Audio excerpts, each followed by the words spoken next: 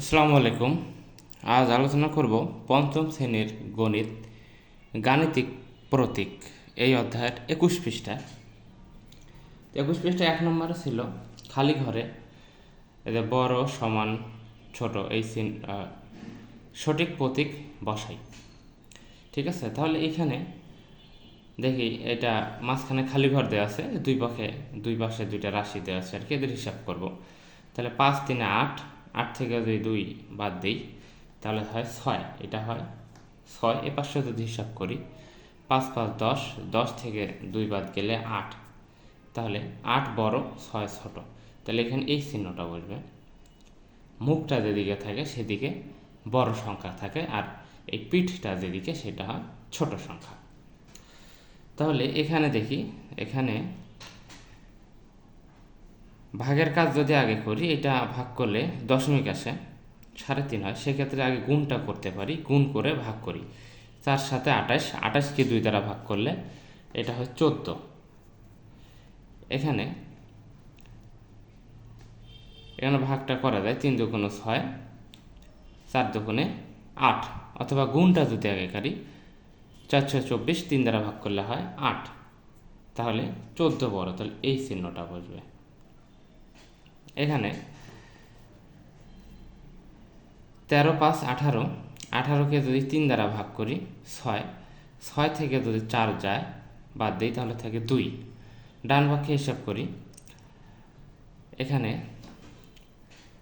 9 থেকে যদি 6 বাদ দিই তাহলে থাকে 3, 3 4 12, 12 থেকে যদি 12 বাদ যায় থাকে 0, আর এই এখানে 2, 2 আর 0 যোগ করলে 2 হয়। এখানে দেখা যাচ্ছে যে উভয় পক্ষে মানটা সমান আসে, তাহলে এখানে বসবে সমান চিহ্ন।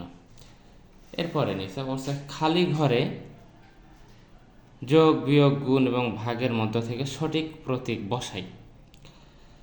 তাহলে এখানে ফলাফলটা 1 আনতে হবে।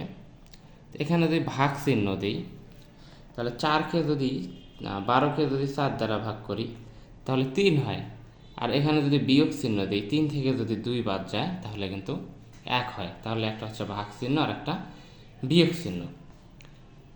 এখানে ফলাফল 24 আনতে হবে। এখানে যদি যোগ চিহ্ন দিই 6 যোগ 6 12, আবার যদি যোগ দিই তাহলে 12 12 24।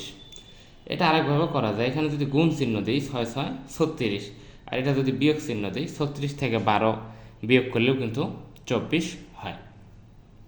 এরপরে 3টা খালি ঘর এবং 4টা 9, ফলাফল আমাদের 80 আনতে হবে। তাহলে এখানে যদি গুণ চিহ্ন দিই 9 9 81, আর এইখানে যদি আমি ভাগ চিহ্ন দিই তাহলে 9 দ্বারা 9কে ভাগ করলে কিন্তু 1 হয়। এখানে হচ্ছে 9 9 81, এখানে আছে 80। তো এখানে যদি বিয়োগ চিহ্ন দিই 9 9 81, এখানে বিয়োগ করলাম, এখানে 81 হয়, বিয়োগ 9 দিয়ে 9কে ভাগ করলে 1, তাহলে ফলাফল আসে কিন্তু 80। তারপরে আবারও সেই খালি ঘর, এখানে যদি 4 5 গুণ করলে 4 5 20, এখানে ভাগ করলে 3 4 12, এর ফলাফল আসতেছে 24।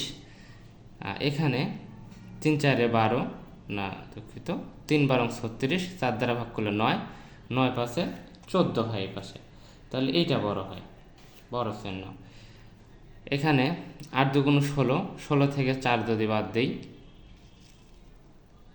12, 12 দ্বারা যদি 48কে ভাগ করি হয় 4, আর এখানে 8কে যদি 2 দ্বারা ভাগ করি 4, 4 দ্বারা যদি 48কে গুণ করি, 4 দ্বারা 48কে গুণ করলে অনেক বড় একটা মান আসতেছে, সেখান থেকে যদি 4 বিয়োগ করি তাহলে এইখানে বড় মান আসবে, তাহলে এইটা হবে বড় আর এইটা হবে ছোট।